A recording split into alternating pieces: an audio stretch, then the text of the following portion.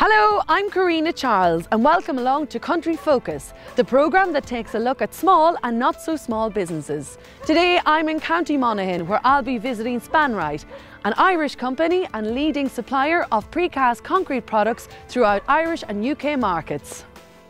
Products manufactured by Spanright include pre-stressed flooring, precast flooring, agricultural precast, stairs and balconies, concrete wall panels and a range of bespoke solutions. Wright Concrete Products have been supplying materials to the construction industry for over 50 years from their plant at Swan's Cross in County Monaghan, Ireland. The company progressed from quarrying to ready-mix concrete in 1975. 10 years later, a precast manufacturing facility was introduced, providing a wide range of products for the construction and agricultural markets. 2001 saw the expansion of the facility to accommodate the manufacture of Spanright precast flooring. The success of this product has led to the construction of an additional manufacturing facility in 2005. The additional facility has enabled a doubling of supply and has reaffirmed the company's position as a leading supplier of precast concrete products for UK and Irish markets. Meanwhile, Vanessa is visiting Glenview Folk Museum in Balnamore in County Leitrim. Glenview is run by the Kennedy family and Vanessa will be talking to Brian and Alan Kennedy about their passion for collecting, which led them to founding Glenview Folk Museum. The Glenview collection includes a fully restored travelling shop and impressive array of farm machinery from yesteryear. The tools on display show the skill and ingenuity of the designers and builders of the early industrial and farming equipment. Well, as you can see, my little friend here really wants to see the programme, so let's get this show on the road.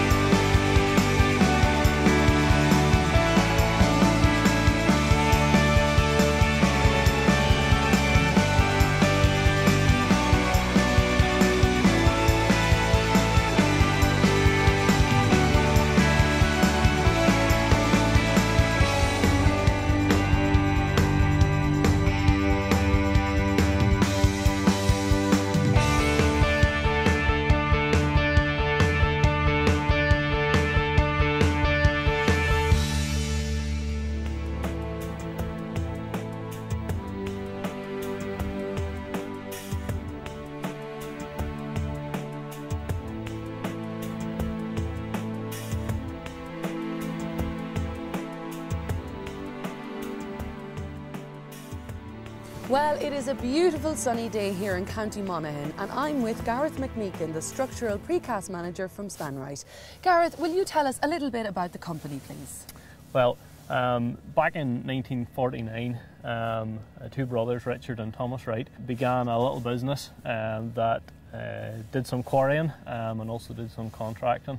And then I suppose over quite a number of years the quarrying business developed.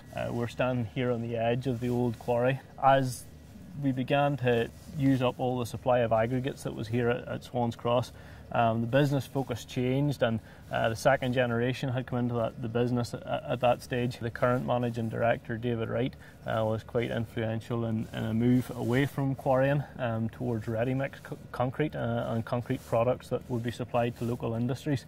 You can see here in the background the towers for the ready-mix plant. That's the original company ready-mix plant.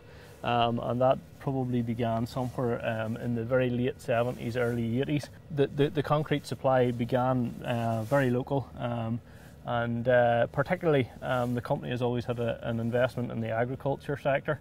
The development for precast concrete for the agriculture sector became apparent, and it wasn't long after the ready-mix, probably around 1987 or somewhere in the late 80s. The far end of the plant was developed for precast products, particularly cattle slats that could be supplied to the agriculture market throughout the country.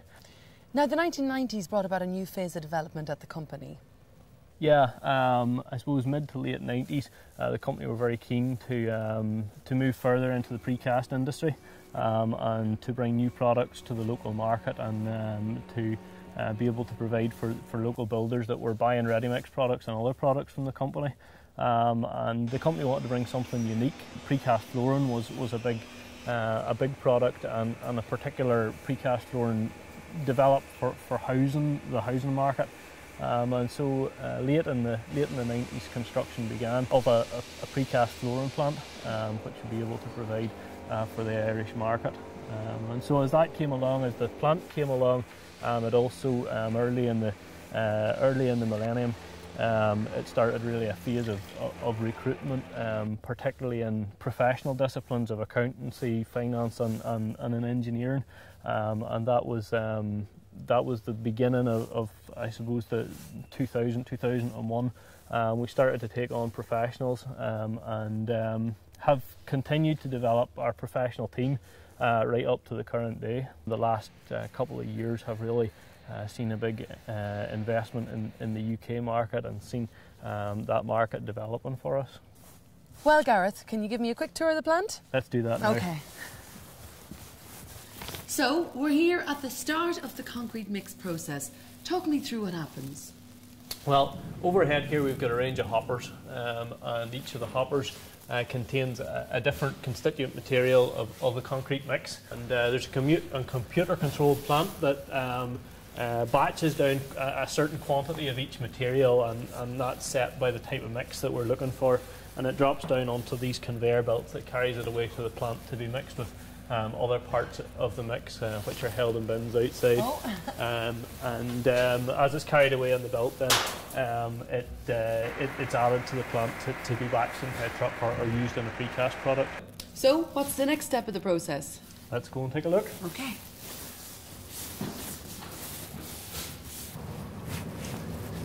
So our materials are carried out here on these conveyors and up into the tower. From the tower, the cement's added, and water for the concrete mix, and then we can batch the concrete mix either into a ready mix truck on the far side, or we can carry it through into the shed for use in a precast product. Well, that's really interesting, Gareth. So now, folks, you know where you get your concrete. Well, I think it's time to catch up with Vanessa, who's over at the Glenview Folk Museum. We'll see you later.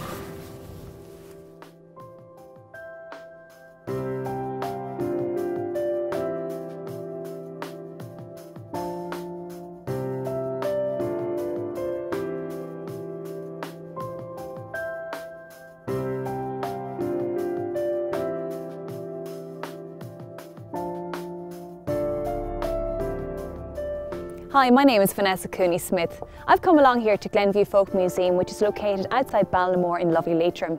Glenview has a private collection of more than 7,000 artefacts, which have been amassed by father and son, Brian and Alan Kennedy.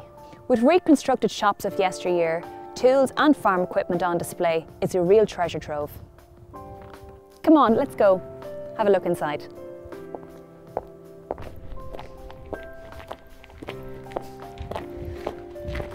Hello, Brian. Vanessa, how are you? You're very welcome to Glenview Folk Museum. Thank you. This is Alan. Alan, pleased to meet you. Maybe you'd like a cup of tea before you start. I would love one. It's cold this February morning. It is. Okay. Great, thank you.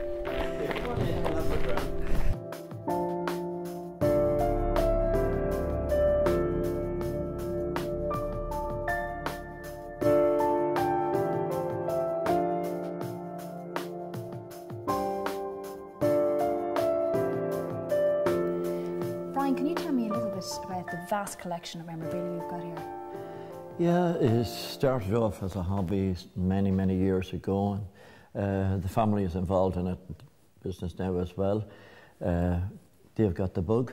And we're just collecting stuff all the time. You know, you get some stuff in very bad condition and you try and restore it. Alan does most of the restoring for us.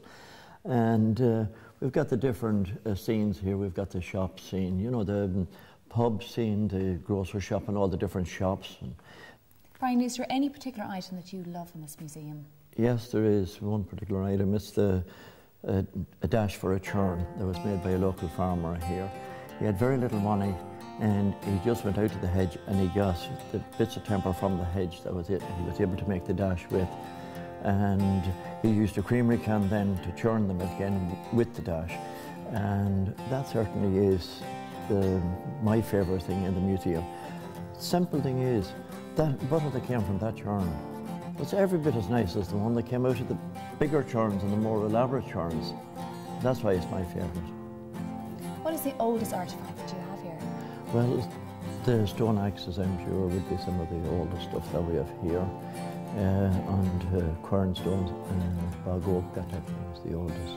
And then moving on from there, we have got the blacksmith's forge, where the horses would have been shod and people would meet around there. That's where a lot of yarns were told as well, of course, not lie. Then, of course, we have the railway scene there from the local narrow gauge railway. It's closed now 52 years at the present time. And then we've got the display there with the famine pot, and the type of soup actually from you got from the famine pot at that time was 7 pound of carrots, 17 pound of pea meal, a cow's head without the tongue, and 30 gallons of water. It wasn't too good, no. But the poor people were starving at the time. Then you've got the poaching still there. It's displayed as it would have been working way back. It was very popular in some of the areas.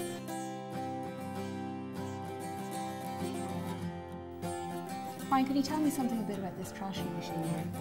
Yes, that's a Garvey. It was made in Scotland in about 1937. And of course the day that the trasher came to the farmyard, it was brilliant, because the children, of course, were delighted. They got the day off school, and you had the neighbours coming in to help. And there was also a bit of drink involved that day. And there was quite a few people would be involved because of all the work that was there with forking up the straw and cutting the sheaves, feeding the trasher, taking the stuff away from the back of the trasher, tying the bags, all of that. Oh, it was hard work, so it was, but it was great fun. Yeah. Everybody was delighted with the day of the trasher. It was like a community effort. Oh, very much a community effort. Well. Very much a community effort. I presume the ladies were home baking and cooking for their men out. They were at home baking, and of course the apples would be in season at that time, and the apple tarts was made, and cakes and all the rest of that. So it was a great day. Everybody enjoyed it. Fantastic. Of course, Vanessa, we have a vast array of farmyard machinery outside, so maybe we'll go out there and have a look now. That sounds wonderful. In the meantime, we'll catch up with Karina and see how she's getting on. Yes, I'm still decked out in my very fashionable high-vis jacket and hard hat, and myself and Gareth are here at the Spanright Specialist Flooring Plant in Carrickmacross. Gareth, tell us about the expansion that took place that brought you guys to this plant. Well, as we spoke about earlier, the precast flooring manufacturing started at Swans Cross back 2001, and that saw progress over a number of years. The construction industry here in Ireland was booming at the time. And the product found a market very quickly in catering for people that were building their own houses particularly, and generally in the housing market. The product found a home there, and that continued to grow over I suppose 4 or 5 years until the production facilities at Swans Cross were under very high demand. And customers were keen that we would begin to supply them. So we moved here to Carrickmacross in 2005, 2006 to leave us room for expansion, and it's quite a big site here, and it has left us room to be able to manufacture a bigger capacity of products and also a bigger range of products. The company had become a lot more capable in terms of engineering expertise and detail and design. And so we had been manufacturing mostly a reinforced product that you can see here in the background. We moved into pre-stressed products, which gives a different set of options for design and some more versatility in terms of being able to carry loads. The plant here in Carrickmacross enabled us to be able to make that step and to make then the most of the capabilities we had in terms of design. So what do you make here in the Carrickmacross plant? We make a whole range of products. I suppose the main products, we cater a little bit to the agricultural market, but the main products are precast concrete flooring, pre-stressed concrete flooring and concrete stairs. And say the flooring that we're looking at here, yeah. What is the advantage of this kind of flooring? Well, this is reinforced flooring. This was a product which was at one stage really a product that we brought to the Irish market. And it suited the house builders in Ireland particularly well.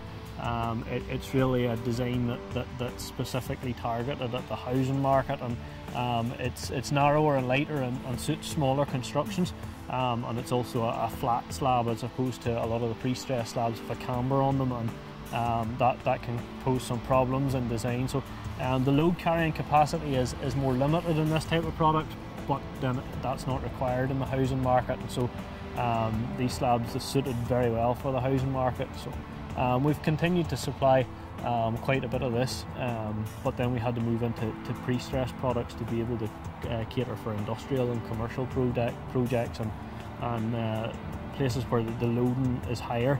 And a pre-stressed product takes the steel and it tensions the steel before the concrete's cast, and so it gets a more efficient use of the steel in the product.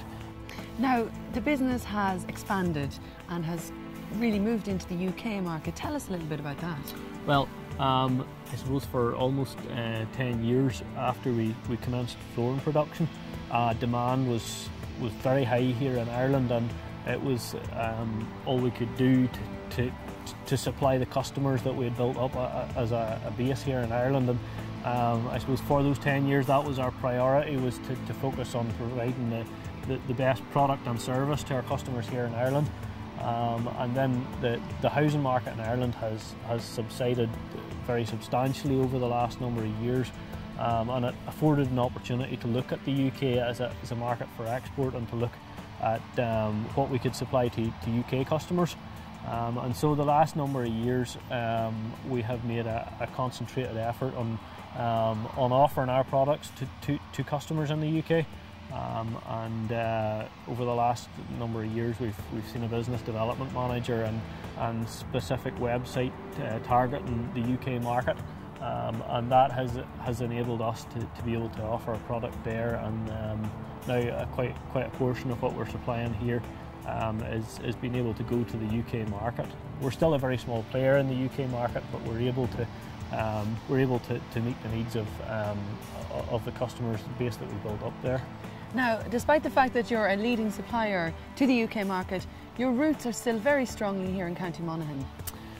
That's been one of the big things that the UK market has done for us, being able to manufacture the product here in Ireland at Swanscross and Carricknacross, both based in the County of Monaghan.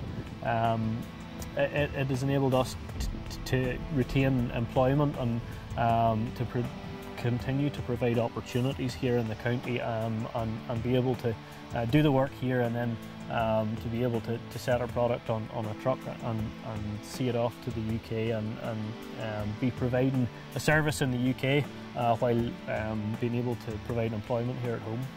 And you just mentioned there, I was going to ask, that was going to be my next question, how do you get it to the UK? We are able to use quite a number of hauliers who look after the whole haulage of the product for us. There's some trailers down behind us here. We can set it onto the trailer. We use flat trailers and also Euroliner trailers, which allow the roof to open. And we're able to take those. We're able to set it on the truck here in the UK, and our hauliers look after everything till they pull into the site, and then we arrange a crew to fit the product in the UK. So it really, within 24 hours we can have product on site in the UK.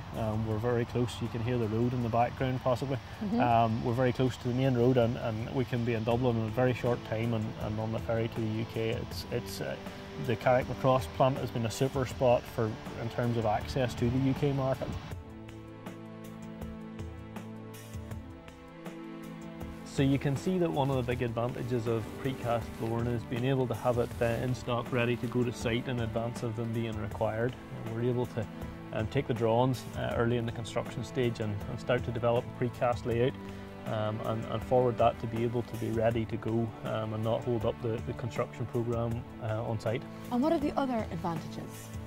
Precast concrete flooring has become almost essential in most certainly multi-user complexes, industrial, commercial, in all ranges. In terms of floors, the other options of timber joists and things like that, both the sound and the fire containment that they offer doesn't compare to precast concrete flooring or concrete flooring of any sort. The concrete flooring is really a non-combustible product, which makes it very advantageous for fire, and also it deadens the sound transfer between units where there's several different families living in one building or something like that. And one question remains. Can I keep my high-vis jacket? Would you really like to? Yes. You're very welcome back to Glenview. I'm here with Brian in the sunshine. Brian, can you tell me something a little bit about your farm machinery, Yeah, please? of course we can. We'll go and have a look at some of the machines down here if you're interested. The cart here, this was used on the farm, pulled by a horse, and it was used for various things, and you had different crates to put on it, depending on what work you were doing. You'd use that there for carrying various small stuff and that, but then if you were bringing turf from the bog or little pigs to the market or calves or that, then you would put on the crates on it, and it was very versatile. Brian, I believe this machine once had a famous owner. That's correct, yeah. That machine actually belonged to John Maguire's father, the famous writer, and he's from this area here. And as you see, this would originally have been a horse-drawn machine, but it was converted by John Maguire's uncle to a tractor attachment, and that was done by the famous Pat McManus, who was his uncle and was referred to in the John Maguire's book as a Shah. Brian, you've got an amazing collection of artefacts here. How did you come about collecting all of this? Well, we just started collecting it a number of years ago. It's just a hobby, and we got it from some of the local farmers and various things and restored them. This here now, there's a lot of history about some of this stuff. You see, this particular one here, that was bought by a teacher who taught in Fina School. She come from the town land here actually, and she used to have that and a black donkey when she started school first. Wow. And every morning she'd go off with her donkey and trap, and it would take her to school and back. This is the original? Yeah, that would have been dating back to the 1890s, that particular one. Wow. Well, quite a few of this one here would be dating back to near the same time as well. Now here we are, Vanessa, with some of the ploughs that you would have had at that time. This is the drill plough. Not very popular in this particular area. It was more in better land than we have here in Leitrim. But if we carry on to this one down here, this one was very popular here, and it was pulled by two horses, and the man would stay behind it there and make the ridges with it.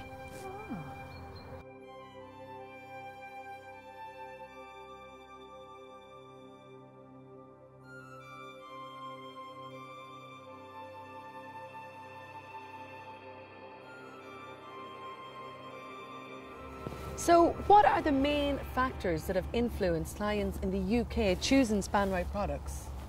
Obviously one of the main factors is being able to provide at a competitive price, but the other major factors are the quality of both the product and the service that we provide in our supply. And how do you ensure that you have top class quality? Quality in terms of the product involves manufacturing and compliance with standards, and also constantly evolving best practice within the company, and the quality of the service really comes down to the people that we employ a lot of the time, and most of our clients have been very glad to work with folks who understand their problems and who work with them to resolve some of the issues that tend to come up in construction projects. So teamwork. That's it all the way. Teamwork.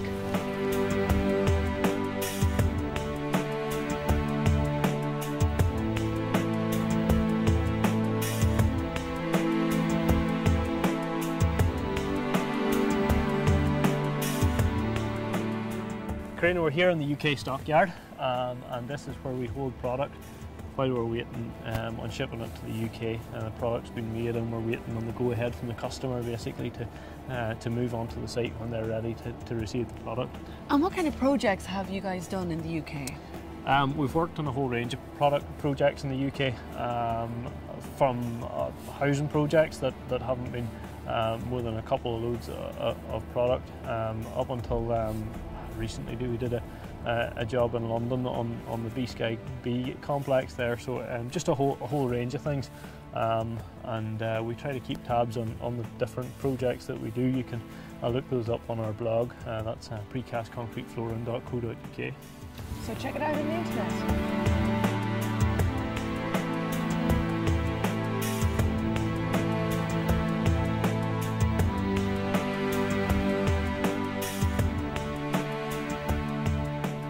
So we talked about precast concrete flooring having big advantages from a sound and fire point of view, and that's been the case, and particularly where concrete flooring's been used, it also then became very popular to put in concrete stairs as well, and the move to Carrick Across afforded us the room to be able to start to manufacture our own precast concrete stairs, and that's what we're looking at here. What's involved in the process of making a flight of stairs?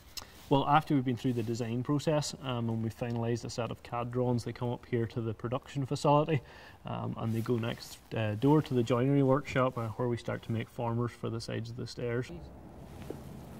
So Karina, have you learned anything about concrete flooring today? Absolutely, Garrett. Loads. Well, if you need to fill in any of the details, or if anybody else wants any information about any of the products we supply, you can look that up on www.spanright.co.uk. Wow. Where did you get this? It's in pristine condition. It's quite good now. Our son Alan, he restored it. It was in very bad shape when we got it. We got it in Louth a number of years ago, and it was used as a travelling shop way back, you know, in the 50s and 60s. And it would be, you'd go around the countryside from one house to another. People didn't go to town the way they do today. So the travelling shop would go from one house to another, maybe 1 or 2 days a week. And the housewife would supply the eggs to the shopkeeper, and he in turn would give the groceries to the housewife. It was a type of a barter trade really at that time.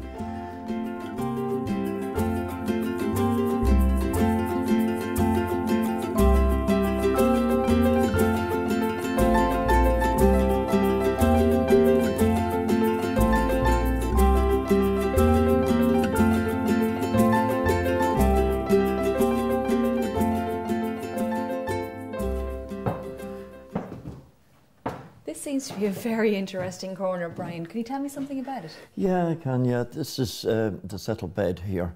You must remember these times you had very small houses and very large families. So this would be in the kitchen, and you'd normally sit on this during the daytime, and then at night you just pull this out like that and drop it down. Ah. And you'd sleep in there. You had your mattress and all the stuff in there. And then just in the morning, you just put it back up again. And that was Fascinating. it. And this here then is very interesting, of course, because that was your mobile ensuite. You got everything there that you required. So, of course, down below here you've got your potty. Then you've got your jug here with the water that you pour into the bowl, your soap down here, and then your towel. So you've got everything there. Right beside the bed. Yep. That is seriously interesting.